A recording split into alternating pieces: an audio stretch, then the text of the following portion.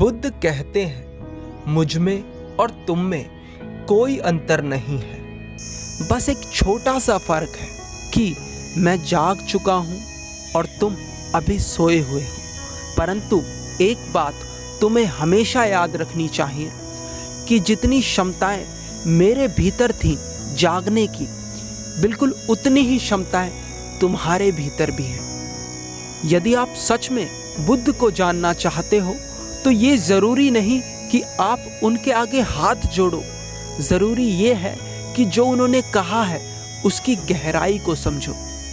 Last time मैंने एक post किया था कि आप अगली वीडियो किस टॉपिक पर चाहते हैं, और जिस टॉपिक पर सबसे ज़्यादा नंबर ऑफ लाइक्स होंगे अगली वीडियो उसी टॉपिक पर बनेगी।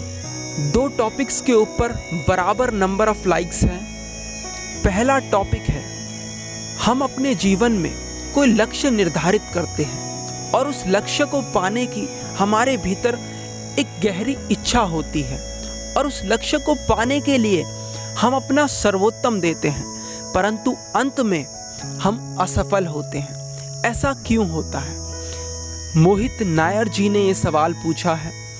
और दूसरा सवाल है कि हम नेगेटिव सिचुएशन में पॉजिटिव कैसे रहें। ये सवाल आदित्य साहू जी ने पूछा है। अगर आप ध्यान से ऑब्जर्व कर सकें तो बुद्ध के जीवन की छोटी छोटी घटनाओं से आप अपने जीवन की बड़ी बड़ी समस्याओं का हल निकाल सकते हैं। तो इन दोनों प्रश्नों के उत्तर मैं बुद्ध के जीवन की घटना से ही आपको बताने का प्रयास करूंगा। क्या आप जानते हैं कि हम पूरा जीवन किस जद्दोजहद में लगे रहते हैं? हमारा प्रयास रहता है कि ज़्यादा पैसा आ जाए, गाड़ियाँ हो, एक बड़ा घर हो, जिसे हम एक सक्सेसफुल लाइफ कहते हैं। हमारा पूरा जीवन इस दौड़ में बीत जाता है कि कितना हम ज़्यादा से ज़्यादा इकट्ठा कर सके। हम पूरे जीवन संघर्ष करते हैं, फिर भी इतना धन प्राप्त नहीं कर पाते जितना हम चाहते हैं। परंतु बुद्ध को जन्म के साथ ही इतना धन मिला था जितना शायद हम अपनी कल्पना में भी ना सोच सकें। परंतु बुद्ध उस सब को छोड़कर वन चले जाते हैं। जो व्यक्ति स्वादिष्ट भोजन खाया करता था वह अब भिक्षा मांग कर खाता है। जो व्यक्ति फूलों पर चलता था वह अब कांटों पर चलता है। हम पूछते हैं हम लाइफ में डिमोटिवेट क्यों हो जाते हैं? हम अपना लक्ष्य निर्धारित करते हैं, उसे अचीव क्यों नहीं कर पाते? मैं आपसे पूछना चाहता हूँ, जब बुद्ध ने अपना सब कुछ छोड़ दिया और वन चले गए तो क्या वे वन के दुखद जीवन को देखकर कभी हताश या निराश नहीं होते होंगे? हम तो बड़े सरल शब्दों में कह देते हैं बुद्ध ने 7 साल तपस्या करी और सत्य को प्राप्त करा। आप जानते हैं 7 साल का क्या अर्थ है? एक एक मिनट बिताना बड़ा मुश्किल होता है। हम अपने जीवन की छोटी सी समस्या को बहुत बड़ा कर कर देखते हैं, जिसके कारण हम कहते हैं कि हमने लक्ष्य तो निर्धारित कर रखा है, परंतु हम डिमोटिवेट हो जाते हैं। हम हमेशा मोटिवेट कैसे रहें? मैं आपसे पूछता हूँ, सिद्धार्थ हर समय मोटिवेट कैसे रहते थे? अब आपके मन में जो सवाल आ रहा होगा वो यही होगा, अरे वो तो खास थे, उनके अंदर तो कुछ अलग था। जिस व्यक्ति ने सत्य को पा लिया, जिससे अब कुछ छुपा नहीं है, जिसने सब कुछ जान लिया है, वो आपसे कह रहा है कि मुझ में और तुम में कोई अंतर नहीं। आप फिर भी उस बात को पकड़े हुए हैं कि वो कुछ खास थे, उनके अंदर कुछ अलग था। ना जाने ये बात आपके भीतर कहाँ से बिठा दी गई है। मैं आपको बताना चाहता हूँ, जितना सरल रूप में दिखाया जाता है कि बुद्ध ने इतने दिन तपस्या कर कर, इतने गुरुओं से ज्ञान प्राप्त कर कर, फिर आगे चलकर खुद ने ही सत्य को पाया, इतना सरल नहीं था। उनके जितनी परेशानियाँ मेरे हिसाब से और किसी ने नहीं देखी। जिस व्यक्ति ने कभी जंगल का जीवन जिया ही नहीं था, वह कैसे जिया? 7 साल तक वह कैसे जिया? क्या चीज़ थी जो उनके भीतर मोटिवेशन बनकर उन्हें आगे बढ़ाती रही, वो क्या चीज थी? उस एक चीज की कमी आपके जीवन में भी है। आप कहते हैं कि हम लक्ष्य निर्धारित करते हैं पर उसे पा नहीं पाते। मैं आपको बताना चाहता हूं कि वो कमी क्या है। जितना आप वीडियोस में सुनते हैं ना, और जितना आप किताबों में पढ़ते हैं बुद्ध के बारे में, वह बुद्ध के जीवन का कुछ प्रतिशत है। बुद्ध ने जो कठिनाइयां झेली उनके बारे में शायद कल्पना भी ना की जा सके। तो इस हिसाब से तो सबसे ज्यादा नेगेटिव सिचुएशन बुद्ध के जीवन में रही, और वो भी 1, 2, 10 दिन नहीं, पूरे 7 साल तक, जब तक उन्होंने खुद को जान ना लिया, जब तक उन्होंने सत्य को जान ना लिया, तब तक वे नेगेटिव परिस्थिति में रहे, क्योंकि उनको तो आदत ही नहीं थी वन में रहने की। आप कहते हैं मेरे जीवन में नेगेटिव सिचुएशन है, मैं उसमें पॉजिटिव कैसे रहूं?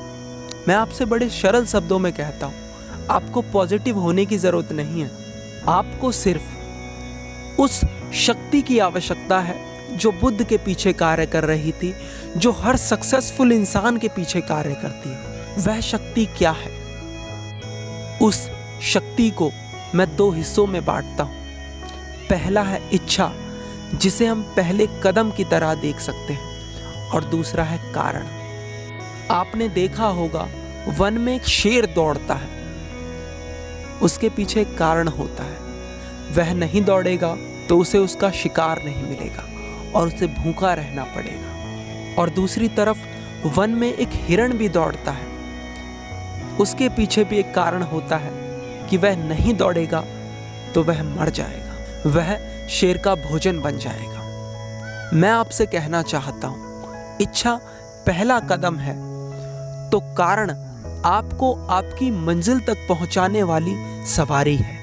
चाहे आपकी मंजिल कितनी भी दूर हो, अगर कारण बड़ा है तो आपको वह आपकी मंजिल तक पहुंचा के रहेगा। दुनिया में जितने भी सक्सेसफुल इंसान हुए हैं, सबके पीछे एक बड़ा कारण था। आप पढ़िए कुछ लोगों के जीवन को, आपको समझ आएगा। एक आम इंसान सिद्धार्थ से बुद्ध हो जाता है, इसके पीछे भी एक बड़ा कारण था। उनके भीतर एक ऐसी बेचैनी थी जो सब कुछ होने के बाद भी उन्हें खाली महसूस कराती थी, और यही खालीपन उनको बुद्धत्व तक ले गया।